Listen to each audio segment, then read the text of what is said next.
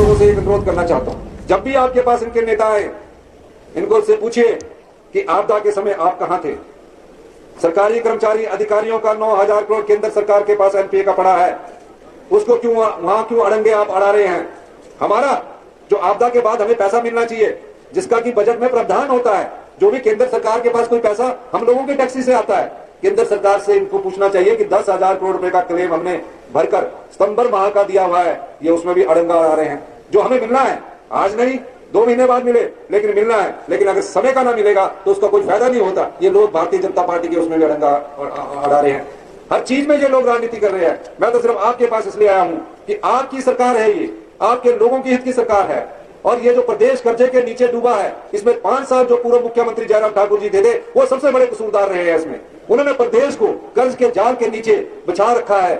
और यही नहीं, इस सभागार में जितने भी लोग खड़े हैं, आप ये मत सोचिए कि आप पर कर्जा नहीं है। कर्जा जिस सरकार पर होता है उसकी जनता पर भी होता है। 1,02,000 रुपए का कर्जा हिमाचल प्रदेश की जो 75 लाख की जनसंख्या है उस पर चढ़ा हुआ है। इसीलिए हमने बार बार कहा है, इस बार हमारे फैसलों से हमने अपनी अर्थव्यवस्था को 20% का सुधार किया। अर्थव्यवस्था क्या होती है? अर्थव्यवस्था होती है जब हमारे पास राजस्व की उगाही होती है। अभी आप क्या कर रहे हैं? अभी हमारे पास जिस तरह 100 रुपया आता है और हम खर्चा 170 रुपया कर रहे हैं, यानी कि आय हमारे पास 100 रुपया, हर महीने 100 रुपया आना है और 170 रुपया हर महीने खर्चा करना है। आपके परिवार में अगर 10,000 रुपया आता हो और आपको 17,000 रुपया खर्च करना पड़े तो 7,000 आप कहीं से कर्जा उठाओगे ही।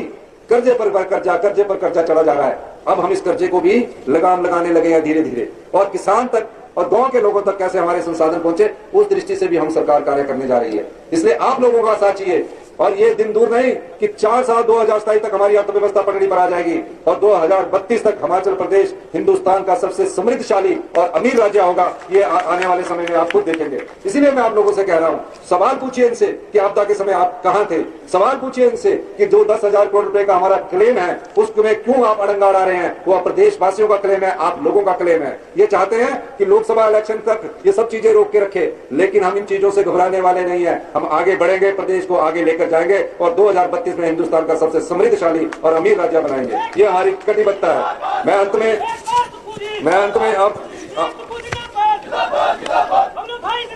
में आप लोगों से, हमारे छोटे भाई बबलू जी जब भी आते हैं कोई ना कोई काम लेके, चाहे सुबह है मेरे घर में पहुंच जाते हैं और हमेशा अपने काम की वकालत से ढंग से करते हैं कि आप लोगों के हित के काम हो। एक सच्चे सेवक के रूप में आपने इनको चुनकर भेजा है, मैं इसके लिए भी आपका धन्यवाद करता हूँ।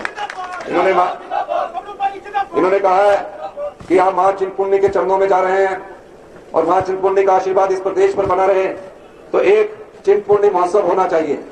2 दिन का चिंतपूर्णी महोत्सव के लिए इन्होंने मुझसे अनुरोध किया है, तो ये 2 दिन का चिंतपूर्णी महोत्सव मां चिंतपूर्णी माता के चरणों में अंब में करवाना चाहते हैं। इसकी मैं जिला स्तरीय 2 दिन के चिंतपूर्णी अवसर की मैं घोषणा करता हूँ। एक मिनी सचिवालय, एक ही कंबाइंड ऑफिस होना चाहिए। पहले क्या होता है कि एसडीएम के पास जाओ, फिर परली तरफ तहसील का ऑफिस है, फिर परली तरफ बीडीओ का ऑफिस है। तो मिनी सचिवालय की बात हम पूरे प्रदेश में एक ही ऑफिस, छत के नीचे सभी ऑफिसों को इकट्ठा करना चाहते हैं। अंब में मिनी सचिवालय नहीं है, ऐसे मिनी सचिवालय को भी मैं देने की घोषणा करता हूँ। बाढ़ नियंत्रण, इन्होंने कहा कि स्वास्थ्य चैनलाइजेशन का बहुत बड़ा काम है। कई 5-6 गाँव में किसी क्षेत्र में स्वास्थ्य चैनलाइजेशन करनी है, उसके लिए इन्होंने 10 करोड़ रुपए की मांग की है, मैं उसको भी देने की घोषणा करता हूँ। इनका गांव है पंजोआ, और कहा कि मेरे गांव में हेल्थ सेंटर नहीं है, और मैं विधायक हूँ, रोज मेरे पास कोई ना कोई आता रहता है और बोलता है कि मेरे गांव में हेल्थ सेंटर दीजिए जाए। पीएससी खोलने की इन्होंने बात की है, पीएससी खोलने की भी मैं घोषणा करता हूँ। तो बहुत ज्यादा लिख दिया इन्होंने, इतने पैसे भी नहीं है। लेकिन एक इंडोर स्टेडियम की इन्होंने बात की है। इंडोर स्टेडियम में मैं चाहता हूं कि युवा पीढ़ी जो नशे में पड़ती जा रही है उनके लिए कोई ऐसी सुविधा नहीं है, लेकिन इंडोर स्टेडियम में 3-4 खेलने हो, उस दृष्टि से इसको भी मैं देने की घोषणा करता हूं। और आईटीआई में 2 ट्रेड जो अभी मैं जिसका उद्घाटन करके आया, उसमें लेटेस्ट ट्रेड की मैंने बात की है, और लेटेस्ट ट्रेड स्टार्ट होंगे जिनसे हमारे बच्चों को और बेटियों को रोजगार मिले। साइंस ब्लॉक तो निश्चित तौर पर इन्होंने कहा कि साइंस ब्लॉक जीएसएस सलोई और ब्यारा दोनों स्कूलों में मैं देने की घोषणा करता हूं। और पुराने हैंडपंपों को ठीक करने के लिए जो ट्यूबवेल्स लगे हैं उसमें 50 के करीब आपके ट्यूबवेल लगे हैं, इसमें 3 करोड़ रुपए देने की मैं घोषणा करता हूं। बाकी घोषणाएं मेरे को दोबारा अभी तो आना आपके पास, उस समय करूंगा। बाद में भी करेंगे, कुछ जेब भी देखनी पड़ती है ना। तो आपका और जो राजीव गांधी डेपोटी स्कूल है वो हमारा हर एक विधानसभा क्षेत्र में खोलने के इसी पंचायत में खोल रहे हैं, पर वो ऐसा ना होना कि नदी के खड़ के साथ खोलना, अच्छी जगह खोलना उसको। उसके लिए भी हम जब अगली बार आएंगे, अभी तो नक्शे बन रहे हैं उसके, उस समय आपको इससे बात करेंगे। आपने हमारी बात सुनी, आपका बहुत बहुत धन्यवाद। जय हिंद, जय भारत।